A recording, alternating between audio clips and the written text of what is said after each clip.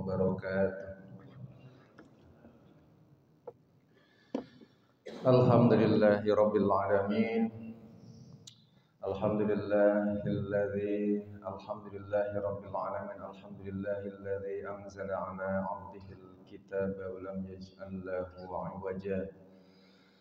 Asyhadu an la ilaha illallah wahdahu la syarika lah wa asyhadu anna Muhammadan 'abduhu wa rasuluh.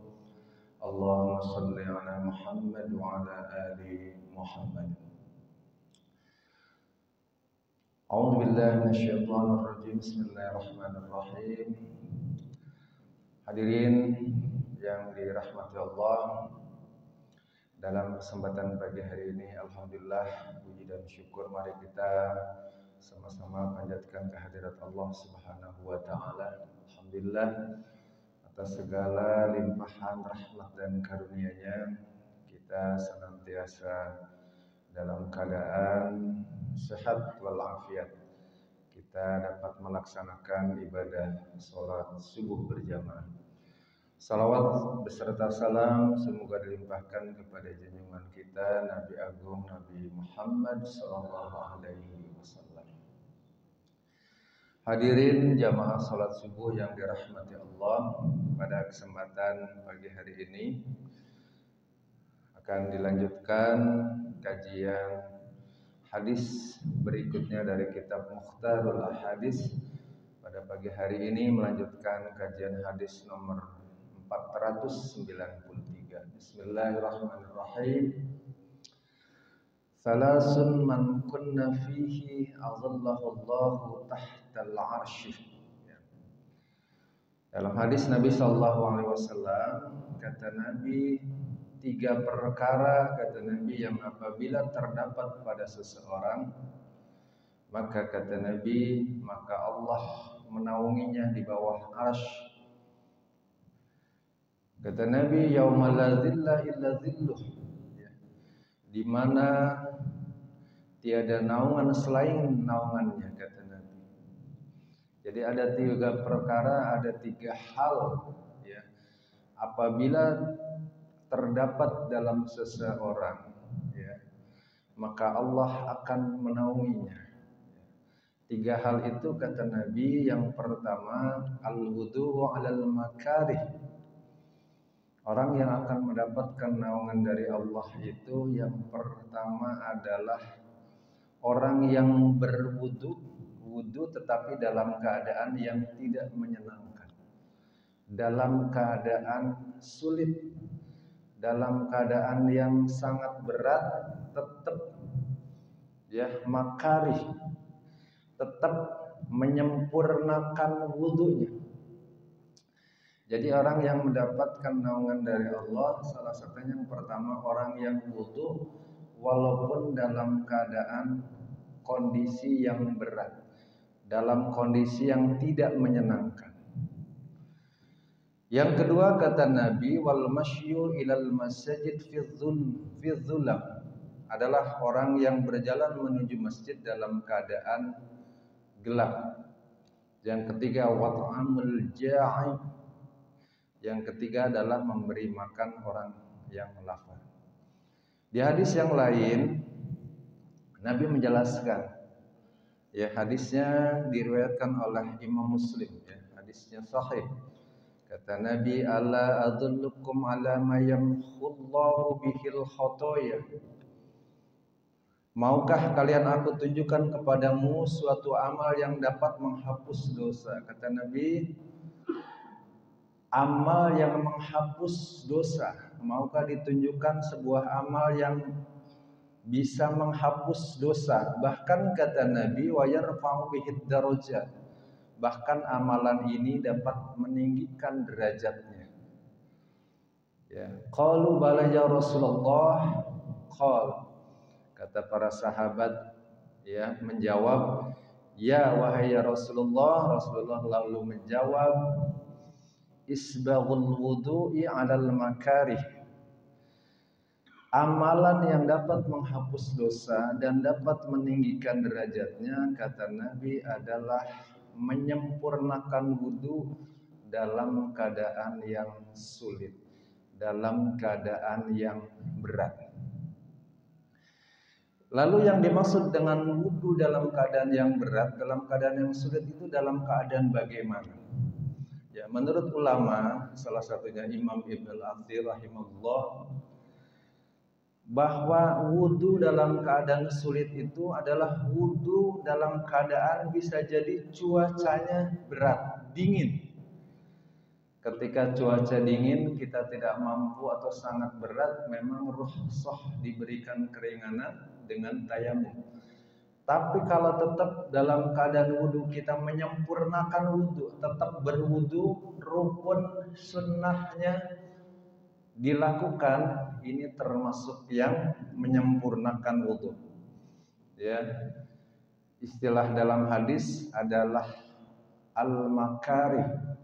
Ya, dalam keadaan yang berat, dalam keadaan yang sulit, tetap menyempurnakan wudu.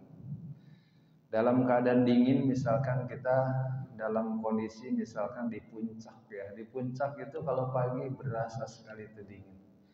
Ya, mungkin ketika menginap di puncak atau mungkin ke daerah-daerah yang dingin, ya, seperti mungkin di Dieng, ya, kalau kita nginap di Dieng itu dinginnya luar biasa. Sehingga seringkali ketika wudu, ya, menggigil kena air. Memang diberikan keringanan untuk tayamum. Tetapi dalam keadaan yang berat, ya, kalau kita mampu, ya, isbagul wudu 'alal makarih, menyempurnakan wudu dalam kondisi yang demikian, yang sangat sulit, sangat berat, kata Nabi, ini yang salah satu amalan yang dapat menghapus dosa. Bahkan kata Nabi, ya, amalan ini juga adalah wa yarfa'u bihi darajat. Amalan ini menyempurnakan wudu yang dalam kondisi seperti ini, Allah akan meninggikan derajatnya. Jadi yang pertama, wudu dalam keadaan sulit salah satunya adalah ketika cuaca yang sangat dingin. Yang kedua, kata Imam Ibn Athir, yang dimaksud dengan berat, sulit, ya, al-makari itu adalah ketika dalam keadaan sakit atau anggota tubuh ketika kena air kadang-kadang bikin tulang berasa, atau berasa kalau kena air dingin terus menjadi sakit. Dalam keadaan demikian, dalam keadaan rasa sakit gara-gara wudu, ketika kita mampu menyempurnakan wudu, bukan hanya rukunnya saja termasuk sunnah-sunnah wudu, dalam menurut ulama ini termasuk orang yang menyempurnakan wudu, ya, dalam keadaan berat al-makarih. Ketika sakit kita boleh tayamum. Tetapi ketika kita mampu, ya, menyempurnakan wudu, kan ada dalam keadaan ketika sakit kena air dikit langsung seperti demam, ya, ketika kena air langsung merinding semuanya. Tapi ketika kita mampu menyempurnakan wudu, kata Nabi, inilah salah satu amalan yang oleh Allah salah satunya dosa kita akan diampuni. Yang kedua akan meninggikan derajat kita. Ini hadisnya sahih, ya. Hadirin dirahmati Allah. Yang ketiga, ya, ada 3 hal, ya, kata ulama. Dalam keadaan berat al-makarih itu, satu, dalam keadaan dingin kita mampu menyempurnakan wudu. Yang kedua, dalam keadaan sakit kita mampu menyempurnakan wudu. Tetapi yang dimaksud sakit barangkali ini bukan sampai kepada sakit yang sangat memberatkan, misalkan luka bekas jahitan yang memang oleh dokter sebaiknya tidak kena air, bukan itu, ya. Yang ketiga, kata ulama, dalam keadaan sulit yang dimaksud adalah sulit mendapatkan air. Misalkan airnya harus mencari dulu. Karena kita ingin al-makari, ingin menyempurnakan wudu, kita cari itu air. Ya, kalau misalkan di daerah perkampungan, ini wudu harus turun ke bawah ke tempat mata air. Ini di rumah airnya habis, jadi kalau wudu, kalau di kampung ada yang memang kalau wudu harus keluar rumah. jalan berapa ratus meter ke pancuran dan sebagainya. Tetapi kondisinya memang sulit air. Kalau sulit air tentu boleh tayamum. Tapi kalau tetap kita mengusahakan mencari ke tempat wudhu, bisa jadi airnya harus beli, ya sulit. Kita beli air untuk wudhu, jadi artinya dalam kondisi sulit, bisa jadi tempat airnya jauh, bisa jadi memang tidak ada air sehingga kita harus beli. Ini termasuk al-makarih, ini termasuk ya dalam keadaan sulit kita menyempurnakan wudhu. Maka orang yang menyempurnakan wudhu, kata Nabi, ya, isbaghul wudhu 'alal makarih, orang yang menyempurnakan wudhu dalam keadaan sulit, dalam keadaan berat, keutamaannya adalah akan diampuni dosanya oleh Allah. Yang kedua, ya, wa yarfa'u bihi darajat, Allah akan meninggikan derajat seseorang karena melakukan amalan tersebut. Yang kedua, kata Nabi, wa kasratul khoto'i ilal masajid, orang yang akan banyak diampuni dosanya adalah orang yang akan ditinggikan derajatnya adalah orang yang banyaknya langkah menuju masjid. Banyak langkah menuju masjid dalam rangka untuk beribadah di masjid, dalam rangka banyak melakukan sholat berjamaah di masjid. Terkait dengan ini tentu ini ada sebuah hadis ya yang diriwayatkan oleh Imam Muslim. Ya, pelajaran untuk kita. Ada sahabat Nabi Shallallahu Alaihi Wasallam. Ya, ini diriwayatkan oleh Imam Muslim dari Jabir bin Abdullah. Ada sahabat Nabi ya, dari Bani Salimah. Beliau mendengar di dekat Masjid Nabawi itu ada tanah kosong. Karena beliau kepingin supaya ke masjidnya gampang. Kan kalau tinggal dekat masjid tinggal jalan berapa langkah sampai ke masjid. Sahabat Nabi dari Bani Salimah itu begitu mendengar ada tanah dekat masjid kosong, beliau menyampaikan kepada sahabat yang lain ingin pindah ya menempati tanah yang dekat Masjid Nabawi karena tanahnya kosong, dengan tujuan supaya ke masjidnya begitu mudah, begitu gampang. Ketika baginda Nabi SAW mendengar ya kabar bahwa ada sahabat yang ingin pindah dekat masjid, lalu Rasulullah berkata kepada Bani Salimah, beliau menyampaikan kepada sahabat tadi sebaiknya tidak pindah dekat masjid supaya tetap di tempat semula, karena kata Nabi setiap langkah menuju masjid akan dicatat sebagai pahala setiap langkahnya. Artinya keutamaan orang yang datang ke masjid dengan perjuangan yang lebih berat, pahalanya lebih besar karena perjuangannya juga lebih besar, langkahnya lebih banyak, proses menuju masjidnya juga lebih capek. Makanya jangan sampai juga merasa aduh jauh dari masjid, saya capek ke masjid. Tetapi yang jauh pahalanya lebih besar karena perjuangan menuju masjidnya butuh ya waktu, tenaga, ya perjuangan untuk menuju masjid. Hadirin dirahmati Allah, dan inilah salah satu yang dalam hadis Nabi diriwayatkan oleh Imam Muslim bahwa salah satu yang akan ditinggikan derajatnya, salah satu yang akan diampuni dosanya adalah orang yang banyak langkahnya menuju masjid. Banyak langkahnya menuju masjid yang dimaksud adalah banyak datang ke masjid untuk sholat berjamaah. Ya kalau datang ke masjid, kalau pas ada kegiatan masjid saja tentu berbeda. Oh ada rapat di masjid, nah itu beda. Ada kurban tiba-tiba datang ke masjid. Ya, ada rapat di masjid datang, tapi pas sholat berjamaah nggak datang. Yang dimaksud dalam hadis ini banyak langkah menuju masjid adalah banyak melakukan ibadah di masjid. Salah satunya adalah sholat berjamaah. Yang ketiga, kata Nabi Shallallahu Alaihi Wasallam, orang yang akan diampuni dosanya, orang yang akan ditinggikan derajatnya, kata Nabi, wa intidharus sholati ba'da sholah. Kata Nabi, banyak yaitu orang yang menunggu sholat, wa intidharus sholat ba'da sholat. Orang yang menunggu sholat setelah melakukan sholat, setelah mendirikan sholat. Jadi orang yang akan diampuni dosanya, ditinggikan derajatnya, salah satunya orang yang menunggu waktu sholat setelah melaksanakan sholat wajib. Seperti sering di masjid kita melihat ada jamaah kita ba'da sholat maghrib tetap di masjid menunggu waktu sholat isya.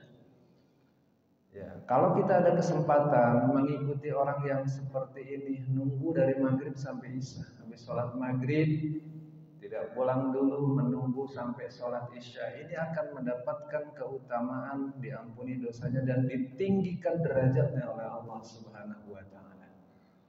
Ya, sepertinya sederhana tapi berat. Ya, habis maghrib kepinginannya pulang, ini sangat berat. Tapi alhamdulillah ya, kita sering melihat ada beberapa jamaah menunggu di masjid. Ini contoh tentu pelajaran juga untuk kita.